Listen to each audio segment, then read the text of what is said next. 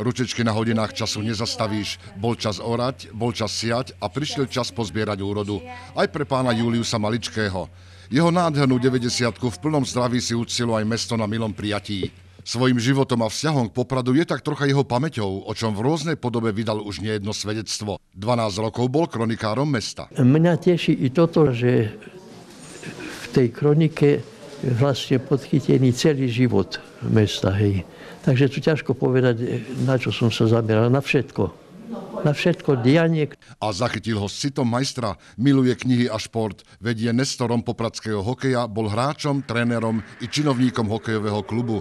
Na ceste životom dennodenne stretával mladých ľudí. A keď zoberme tú mládež, tak tu je vlastne náplň všetkého, čo v Poprade, akékoľvek dianie je.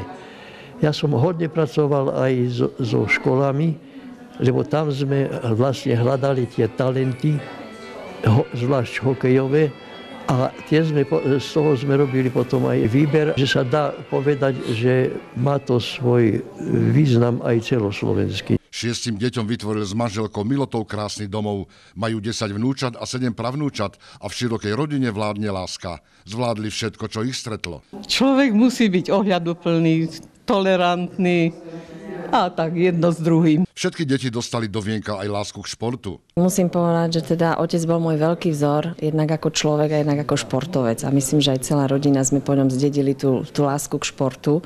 Všetci z nás v podstate športujú, ale bol prísny, ale bol aj spravodlivý. A myslím, že toto je také základné, že čo mi dal do života. Ako prísny otec pôsobili iba výnimočne. Raz som dostal.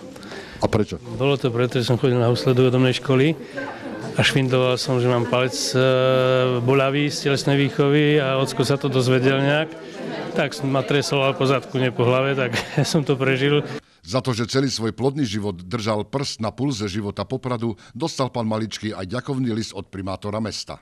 Je pre mňa veľkou cťou, že dnes môžem osobne zablahoželať významnému človeku, ktorý svoj život zasvetil nášmu mestu, práci pre mesto, naďalej sa aktívne zapája do spoločenského života.